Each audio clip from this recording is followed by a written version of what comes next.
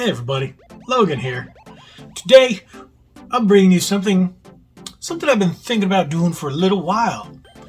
What is that, you say? Oh, you know what it is. It's on the frickin' title card. We're talking about Dreamcast controllers. Why, you say?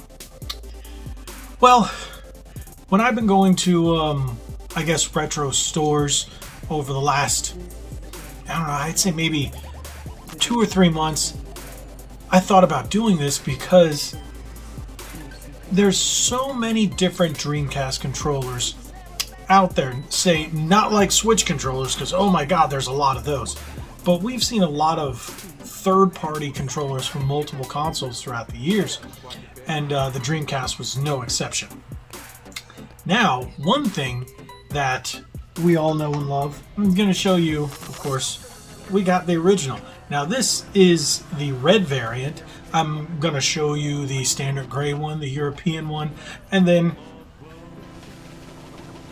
suckers like these. Yeah, I got a number of third-party controllers that I really thought would be interesting. But what does this one remind you of? Another console? Came out after the Dreamcast? Makes you think. But with this being the standard bearer, and then controllers like this coming out afterwards, there are all kinds of crazy ones in the middle. So, without any further ado, let's take a look at some of these designs. Welcome to Red Bandana Gaming, the channel where Logan will show you everything from gameplay to gear. Their crew is here to take you on a journey through every atmosphere. Releases to news, you don't have to choose. Red Bandana Gaming is here for you. Alrighty. So first we're going to take a look at the standard Dreamcast. This was the US release Dreamcast. It's not in perfect condition, but it's going to have to do for the video. This is a standard one that I normally use when I play Dreamcast games until I got a specific controller. But this is going to be your standard US one, and as you can see, it's the US one because it has the orange Sega Dreamcast swirl. Now, the one that followed that in Japan, in the UK, was one in a blue box. Now, I don't have the US one in a box. I did back in the day, but this is my European one. This actually wasn't that expensive, but I did pick this one up, and this one's minty fresh. So the only difference between the US and the UK variant is the blue swirl. But otherwise, both these controllers are identical.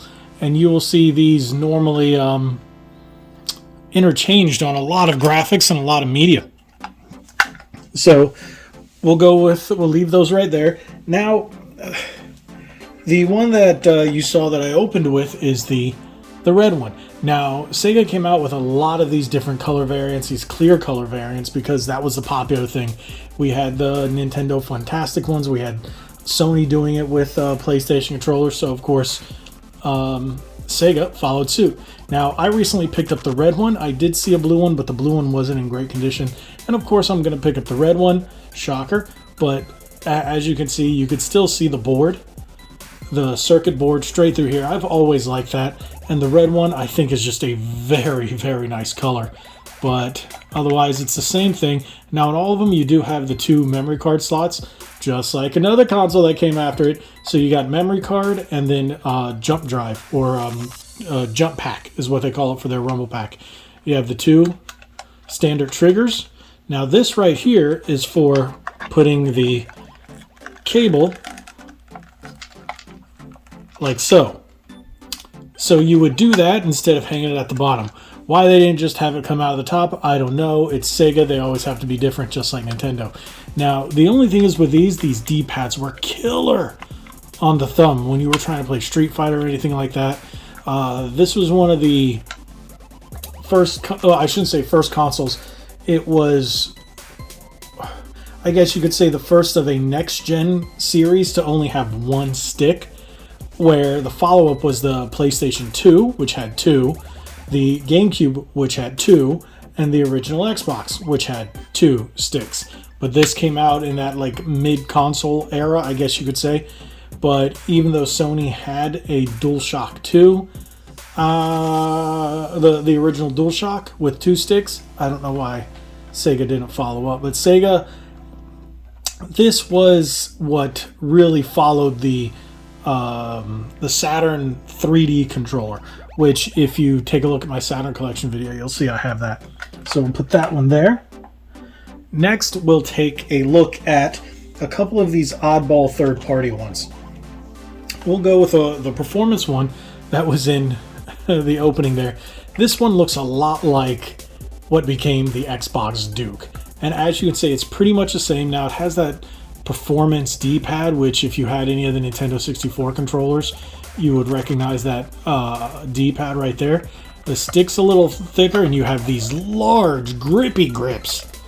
And then on the back, the controller, the triggers are much wider. But otherwise, this one, you see, at the top, look what they did. And you still have the 2 slots right here. So I'll put that one there.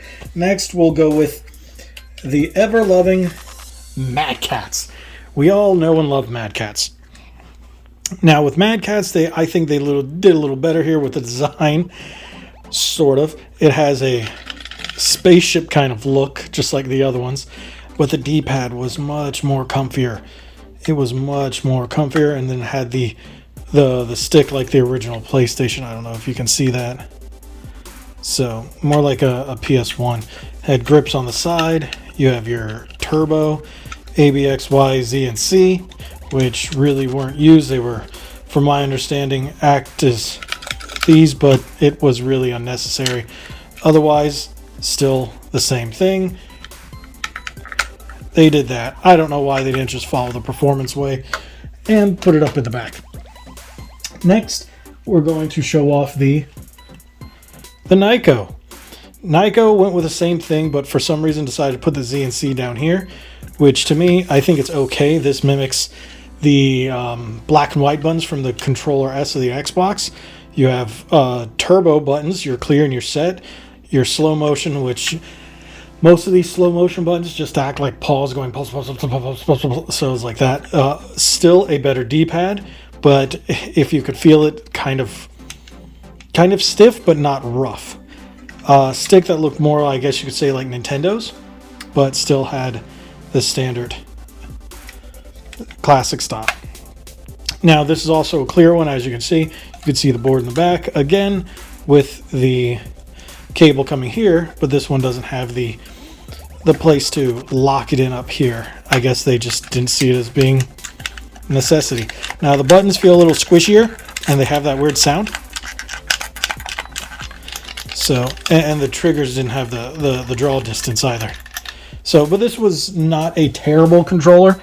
Most of the third-party Dreamcast ones weren't terrible, but they also weren't great. This one was one of the better ones in terms of feel. Otherwise, this one had a better D-pad. Next is one I had never seen before until recently. This is a very odd one. This is one by Interact. I used to buy a lot of Interact and Performance products because they were inexpensive, and as a kid, you saved up and could get what you can get. So this is the Interact boomerang-ish thing clamp. Pew, pew, pew. Okay. The stick is very similar to the Performance. So is the D-pad. If I'm not mistaken, Performance and Interact were owned by Pelican or somewhere in between. Don't quote me on that. I remember them being very similar in terms. Maybe they were purchased later on, but there was a tie-in between the two of them. Now, again, with A, B, X, Y, Z, and C, you had a program button, your auto, which is like your turbo, and then that massive start button. But the D-pad is the same as the Performance, and as is the stick. So those are very similar. Now the thing with this one, you're looking at wire from the top, but look at these triggers. So weird, but kind of comfortable because your hand would go up like this, and otherwise it's pretty much the same. Now With these, you always had different types of memory cards, like the standard VMU. You have the third party, the ones that you would put a sticker there. Some didn't have it. You had Mad Catz memory cards, the ones without the screen, and then you had either the jump pack or the tremor pack, as they would call it. So this is the official Sega. This is the performance tremor. Now, the Sega one had a very light rumble, but you could still feel it. The performance tremor packs were very strong. They rumble all over the place. Now, with that being said, we're going to go to the last controller, which is the most recent and my favorite. That's why I'm saving it for last. And that is the Retro Fighters. Now, I also have this in blue, but it's still in the box. So that's why you're looking at the gray one. Now, this one has a much better D-pad, much softer D-pad. The stick is very different, but lighter, softer. The buttons are a little clicky, and you've got the, as you can see, the clear and turbo right up here, but it feels more like the PlayStation option and menu, or whatever they're called now, share buttons. And then here you have programmable L and R and the triggers here. So these can be mapped to, if I'm not mistaken, face buttons. They actually act like the face buttons depending on the game. The games I've played haven't used them. But here you go. This comes out of the bottom still, but through the top, which I think is much better. Good sticks, and this you got your start button. Smooth, soft D-pad, which is great for Street Fighter 3 Third Strike or Marvel vs. Capcom 2 or what have you. Very good controller. This is my favorite, but it's still very new. You can still buy these through Retro Fighters website. And honestly, this is my favorite Dreamcast controller, outside of the original, of course, just because of nostalgia. So there you go. So that's a total of, let me see what we got here. 1, 2, 3, 4, 5. What is that? 7, 6, 8. 1, 2, 3, 4, 5, 6, 7, 8 controllers. I have one more of these, so it's 9, but 8 in the video. And of course, memory cards and all that other accessories. But hey, there's a quick look at some Dreamcast controllers. What do you guys think about them? Have you used these before? Were you even old enough to own a Dreamcast? Most of you are, according to my analytics, most of you guys are around my age, if not maybe a little younger, but should be old enough to remember Dreamcast. Tell me, do you have any memories of any of these controllers? Have you used any of them? Have you used the new Retro Fighters? Tell me what you think. But thank you guys so much for watching. Make sure you drop your comments in the comment section below. Let me know what you think about this little video. Maybe I'll do some more on Nintendo 64 or PlayStation or whatnot. We'll look at that. But thank you guys so much for watching. If you haven't already, hit that subscribe button, hit that like button, share this video. Make sure you turn on notifications, turn the little bell so the little bell goes ding, ding, ding, ding, ding, whenever you see one of my videos, so you'll be able to watch it. It'll post, and then yeah. But head on over to redbandanagaming.com. Check out our merchandise section. Link in the description below. Our spring page, where you can get shirts and accessories and all kinds of other great stuff. And follow us on our socials. And like we always say, be legendary, like the Dreamcast. Thanks again.